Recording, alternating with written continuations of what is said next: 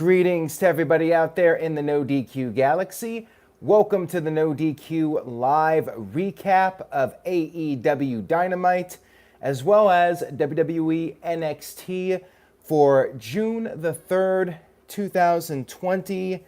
Shout out to the chat room, everybody watching live, and also thank you to everybody watching on demand. I appreciate your continued viewership. It's Wednesday night. Let's talk about some wrestling. We'll start with AEW Dynamite. We had a short little video sending out well wishes, supporting the Black Lives Matter movement. Very classy thing for AEW to do. And then we had a recap of last week's show, all the big events that happened. Cody's interview, Mike Tyson, Chris Jericho confrontation, all that good stuff. We had our first match of the evening, which was for the AEW Tag Team titles. Hangman Adam Page and Kenny Omega versus Jimmy Havoc and Kip Sabian. You had FTR, formerly The Revival, sitting in the crowd watching this match. You had Penelope Ford attempting to interfere, but she was unsuccessful, and then she was ejected from the ringside area.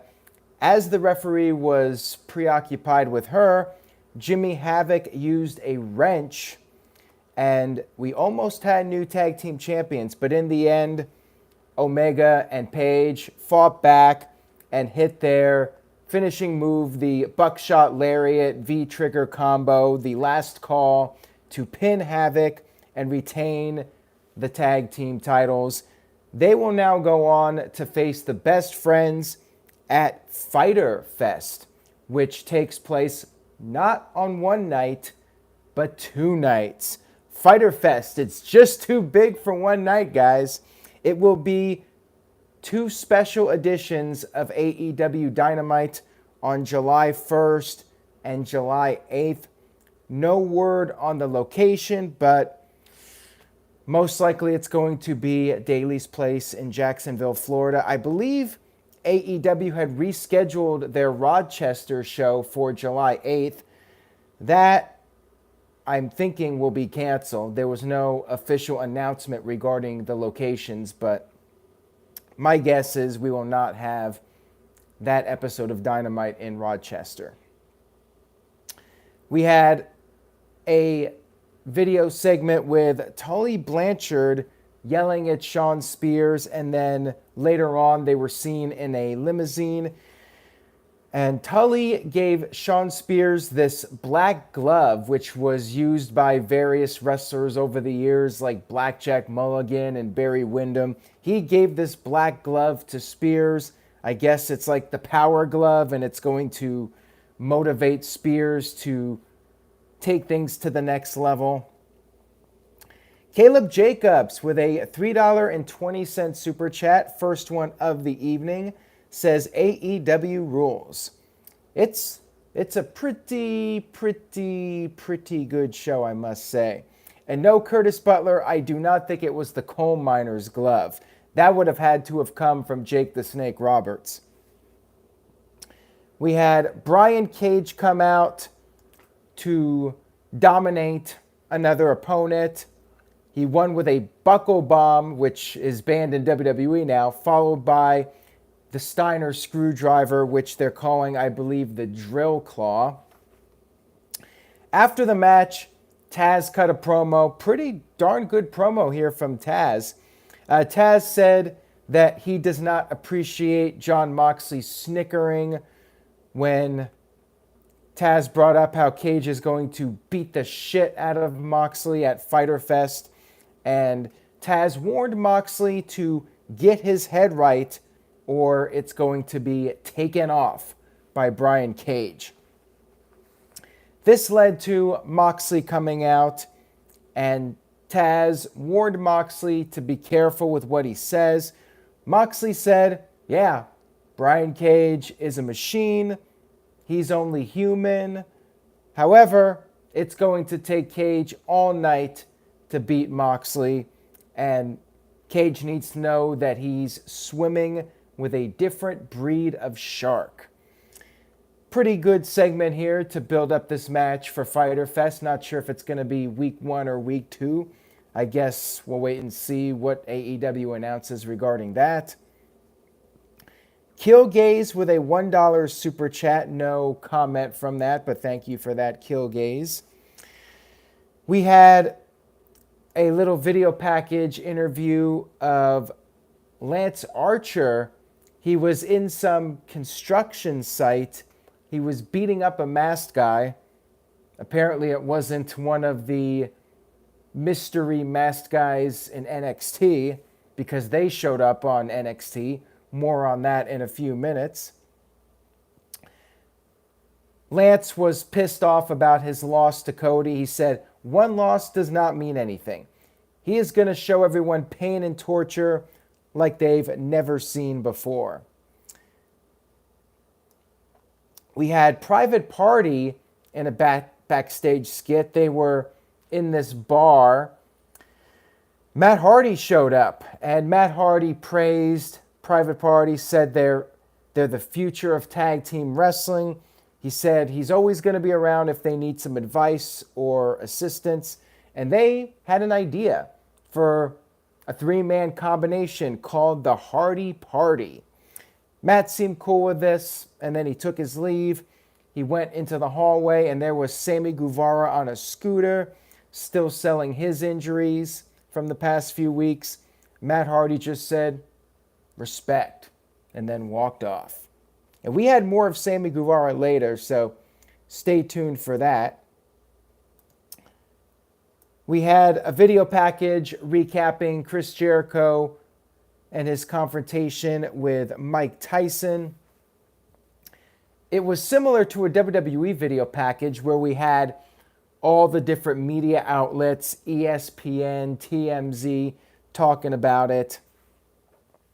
And then we had footage of Jericho after the confrontation, exclusive footage, Jericho backstage yelling at Colt Cabana because Colt was getting in his way of beating up Mike Tyson. So this led to a match. Chris Jericho versus Colt Boom Boom Cabana. And Colt put up a pretty decent fight here against Jericho. But in the end, Jericho picked up the win with the Judas effect. And then Jericho said after the match that what happened to Colt Cabana is what is going to happen to that piece of shit, Mike Tyson. And that's what Jericho said. Jericho did not want to wait for Mike Tyson. He called Mike Tyson out to fight him right there on the spot. He called out the best in the world. But then the best in the world, or should I say the baddest man on the planet, scratch what I said about the best in the world. Baddest man on the planet was the correct moniker that Jericho was looking for. And that's when the baddest man, Orange Cassidy, came out. Cassidy took Jericho's hands and put them into Jericho's pockets. And then Jake Hager was like, enough of this absurdity. Hager went after Cassidy, but Cassidy managed to escape. And then the best friends brought Cassidy over the barricade into safety. I'm looking forward to a Chris Jericho versus Orange Cassidy match. That should be a lot of fun. Hopefully they'll have a crowd for it. We'll see. Maybe AEW at the very least for the Fyter Fest, they'll be able to have some fans in attendance for those events. I believe Florida is easing the restrictions, and I think they're going to be allowing sporting events with social distancing and 25%, 50% capacity, something like that. So maybe in July we'll have some fans at Daly's place. I mean, it's a big enough venue. It's like 5,000 seats. So if you do half capacity, that's still 2,500 people, which is not much lower than the lowest attended AEW Dynamite. So it would still be a very vocal crowd. We'll see if it happens. We had a Britt Baker video package with her rehabbing her injury. She was in a wheelchair. Tony Schiavone was there rooting her on.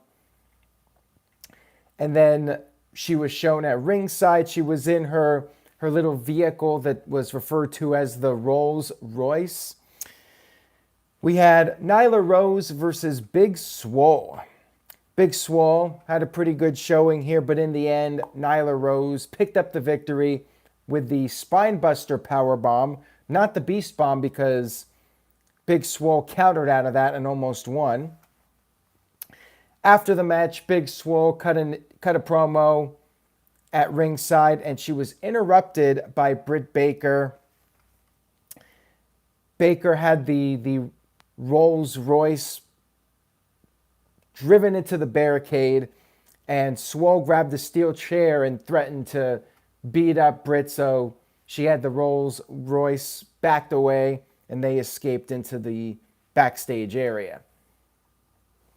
We had Darby Allin interviewed about Brian Cage, so I guess at some point we're going to see Darby Allin try to get revenge.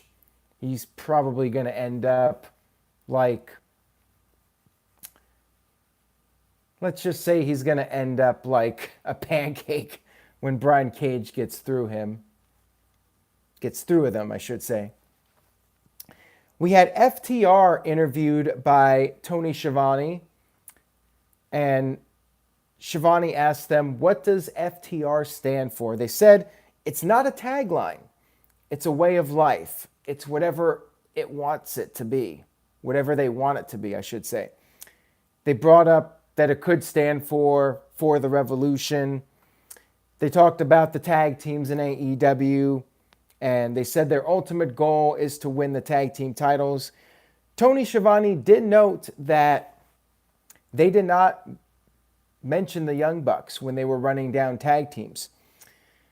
FTR responded by saying that they're sick and tired of the Bucks being praised by Dave Meltzer, and they said that they want the Bucks to be 100% healthy so they can embarrass them. And then all of a sudden, we had the Butcher and the Blade crash the interview. They were mad about being attacked on last week's show. We had several crew members try and separate the two teams. FTR said it's just business, nothing personal. And then Cash Wheeler challenged Butcher and Blade to a tag team match on next week's show. And then Wheeler threw a drink at them and all hell started breaking loose again. That match was set for next week's edition of Dynamite. We had Colt Cabana interviewed backstage about his loss to Chris Jericho. He said that he wants to be able to hang with the big guys, and he has proven himself in singles matches. But unfortunately, while he's been doing well overall in the rankings, he's been struggling in the big matches, like with Lance Archer and with Jericho. Then we had Brody Lee show up for the first time since the pay-per-view and approached Colt about possibly joining the Dark Order. So I guess we'll see what happens with that. We had our main event for the TNT Championship. MJF was there at ringside. We had Cody Rhodes facing Jungle Boy, a guy. Actually, both guys have some history with MJF, so he wasn't really rooting for either of them.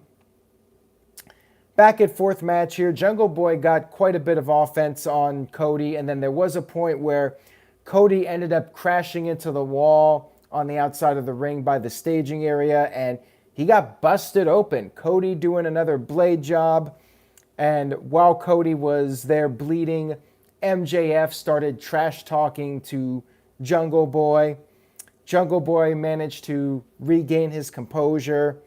He got Cody back in the ring and started going after the cut. The two of them ended up on the top rope, and there was an announce table set up, or the timekeeper's table, I should say. And both of them ended up falling off the top rope through the timekeeper table. Eventually, they managed to get back in the ring before they got counted out. And Cody Rhodes hit the crossroads 1, 2, 3 to retain the TNT title. Team Cody, Brandy, and Dustin, QT Marshall, all of them came out there to celebrate. Cody raised Jungle Boy's hand, shook his hand. They hugged. Pyro went off. Match was pretty solid. I enjoyed it, although it was a bit predictable. I mean, was Cody really going to lose his first title defense? I mean, let's be real here. And to be honest with you guys, I was more intrigued by NXT. Like, this was the first time in a while where I was more interested in the NXT main event than the AEW main event. Nothing against Cody and Jungle Boy. Match was fun. I liked the bleeding and the table bump. But, I mean, I figured Cody was winning this. But it was fine. Overall, another good show from AEW. Not quite as eventful as last week's show, but still solid. I would probably give it a B-. Not a top-tier Dynamite, but still a perfectly fine 2 hours of entertainment. So now we move on to the NXT show, which kicked off right away with Candice LeRae versus Mia Yim. The Cleaver, Colin Andrew, with a $2 super chat says NXT NXT 4L, for life. I'm thinking 4 as in FOR. Stupid me. So we had Candice and Mia Yim. They went back and forth for a while. The match ended in a double countout. They started brawling by the staging area. Mia Yim got sent into the Tron, and the feed got cut off from that part of the Tron.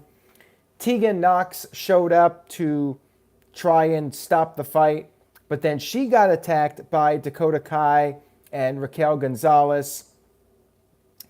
Mia Yim continued to fight with Candice LeRae. Johnny Gargano came out, and Keith Lee ended up coming out, and the babyfaces cleared the ring, and that's when, per William Regal, this match that was originally just Candice LeRae versus Mia Yim, it's now a tag team match. Candice LeRae and her man, Johnny Gargano, versus Mia Yim and her man, Keith Lee. Unpopular here. People are not going to like this, but it's my rule about WWE. Letter grade down when they do this. When they turn a singles match into a tag team match. I want to scratch this forever. I don't want to see this ever again.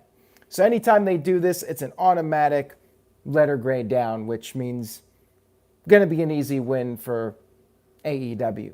Or will it? So we had a tag team match, and Gargano was not dressed to compete. He was in his street clothes. Keith Lee eventually got his hands on Gargano, but then Gargano pulled out his car keys from his pocket, and he nailed Keith Lee with the keys, and then Candice LeRae got back into the match, and because it's mixed tag, the women fight the women, so Candice rolled up Mia Yim, 1, 2, 3, heels pick up the victory. Gargano grabbed the North American Championship and kissed it, and then laid it back down on the ground, and that was our final build-up for Gargano versus Lee at TakeOver. And we also had a new match set up for the TakeOver pay-per-view, a 6 women's match. Candice LeRae will be teaming up with Dakota Kai and Raquel Gonzalez against the babyface team, Mia Yim and Shotzi Blackheart and Tegan Nox. That has been added. So we got 6 matches now for TakeOver. Since predictions have already been done here on the No DQ channel, I'll just go ahead and say Candice's team wins. I think Candice has the momentum right now, so you got to go with the heels to pick up the victory. We had Dexter Lumis backstage, and there was an attempt to interview him. However, he was silent and then started drawing some graphic of him in a car with 3 other people. I'm not even sure what it was. Very strange cat is Dexter Lumis. We had Drake Maverick interviewed. He said that this could be the greatest night in his life, or it could be the worst night in his life. He's not feeling any pressure, though, because he's just going to go with the flow. Whatever happens is going to happen. He's going to have some cookies and cake. He doesn't know what's going to happen. He's excited. He's rolling the dice, and he's just going with it. Nice promo here from Drake. I liked it. We had a video package called a Prime Target for this Sunday's singles match for the NXT Championship between Adam Cole and Velveteen Dream. You had Adam Cole basically kicking back, taking it easy. Him in the Undisputed Era, they were hanging out in a limousine. They were drinking champagne. They went to a fancy restaurant. They were celebrating Adam Cole being the longest reigning champion. And meanwhile, Velveteen Dream, he was a bit more serious. He was sitting in a room talking to his mirror, mirror, mirror on the wall. Who's the greatest NXT champion of them all? And he was riding around on his rollerblades, preparing for the match. You had Drew McIntyre interviewed about the match. Peter Rosenberg. Too bad they couldn't get Dave Meltzer. They should have Dave Meltzer jump ship from AEW to NXT. That would be pretty funny. I think the Meltzer references would stop on AEW if that happened. Maybe not. I wonder how the Bucks would feel if Dave Meltzer started appearing on NXT programming. That would be the swerve of the century right there. Anyways, moving on here. We had Tony Nese versus Isaiah Swerve Scott in a cruiserweight match, or maybe just a match, who knows. Jack Gallagher showed up. He provided a distraction, and remarkably, I like the pattern this week where the baby faces are not getting beat by these distractions. Scott did get distracted, but he managed to somehow counter the Sunset Driver and still win the match. How about this? The babyface is actually not losing to distractions. I'll be damned. Something positive. Maybe I should take back that letter grade down from earlier, since we're not having these finishes where the babyfaces lose due to a distraction. I'm tired of those too. We had Lorcan and Birch against Undisputed Era and a mystery team, triple threat, to determine the number 1 contenders for the NXT tag team titles. The mystery team was Breeze Zongo. I guess I'm happy to see them back, but I mean, does anybody really take them seriously in 2020? With all due respect to them, I don't know. I just don't feel like they're even a mid-card tag team in NXT at this point. But I'm happy that Fandango's back, but I mean, these guys, I still have the comedy team vibe from them.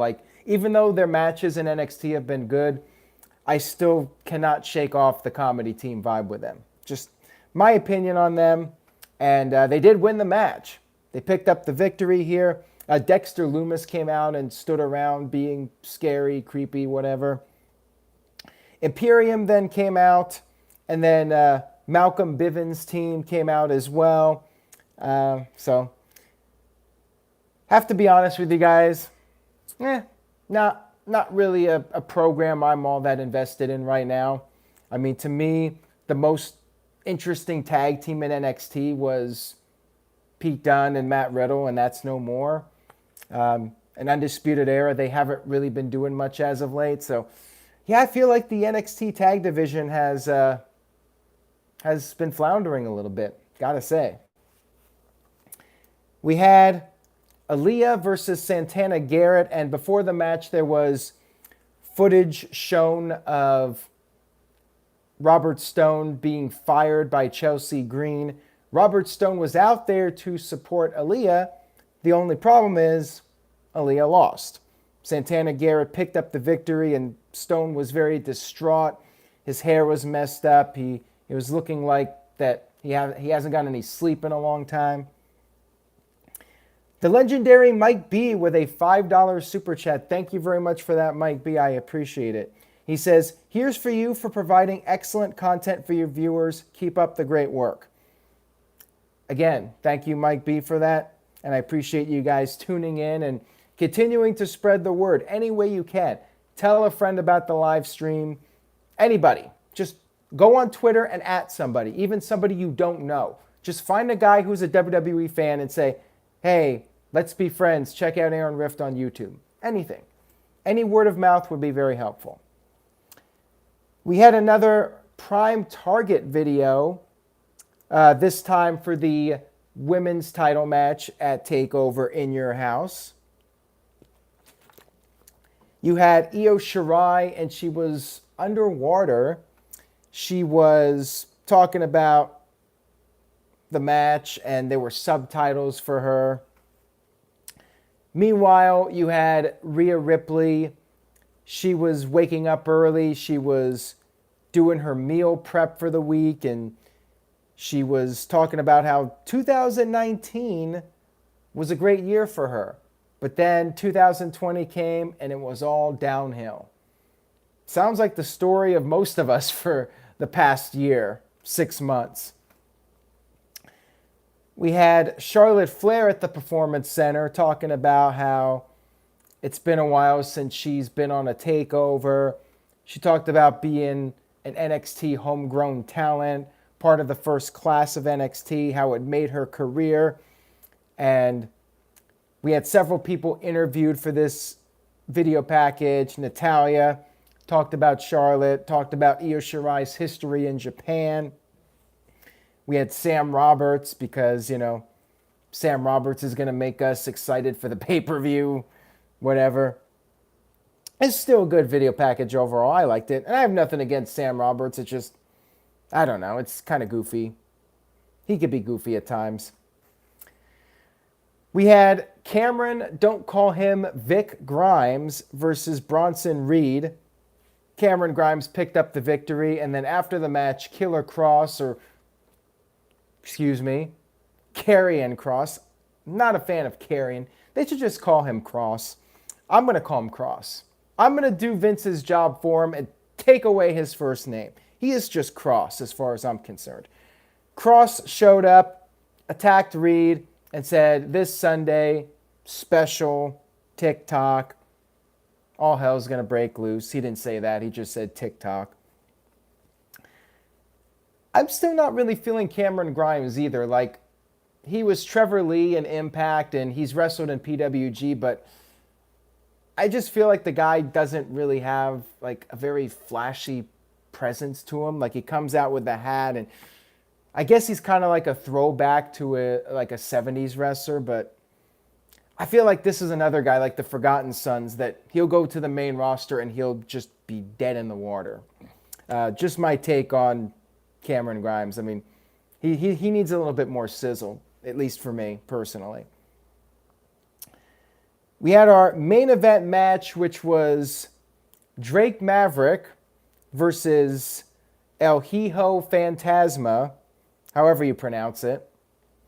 The two of them did a handshake before the match, and then Fantasma went for a quick roll-up, but Drake kicked out, and Mauro Ranallo was talking about how Drake was one count away from being expelled from NXT. So apparently this was like WCW. Remember when Vince Russo, and I'm sure Virtue will love this, when Vince Russo came into WCW, they did this angle with Kurt Hennig, where if he lost one match, he was going to be fired from wrestling. He was going to be fired from WCW.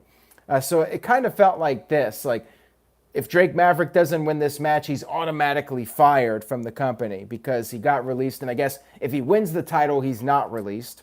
I mean, as silly as this whole storyline is, I've been intrigued by it. Like, I've been invested in Drake Maverick. I think he's done a great job in this storyline, and he's made it work for me.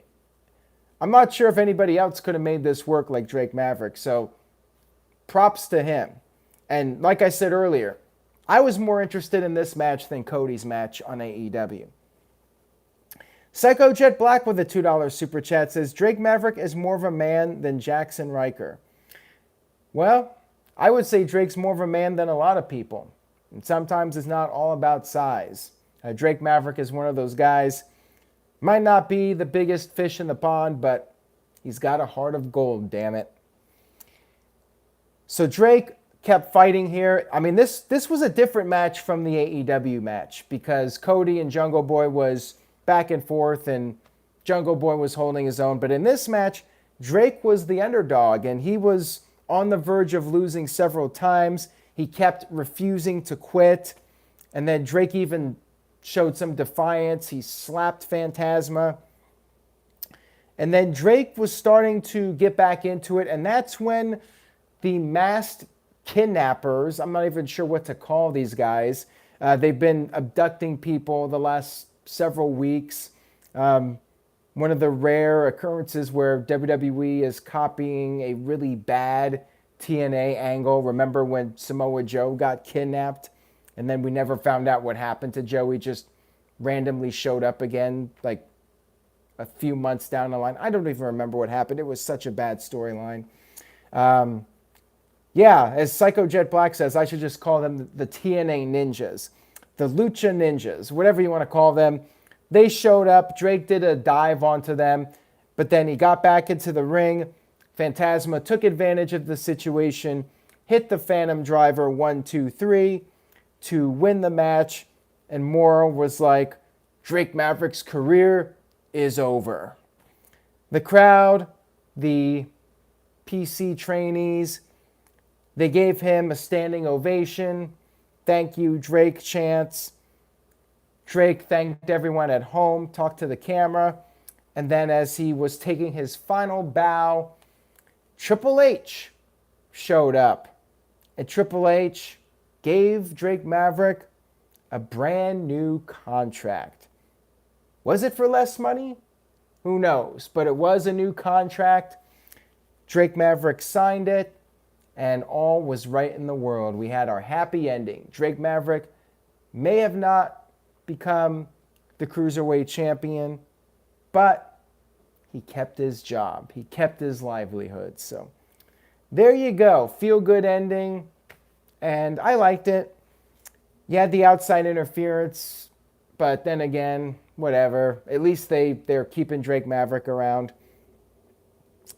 And good stuff here. NXT solid show. I'd probably give it a B overall because I think they did some good stuff with the video packages.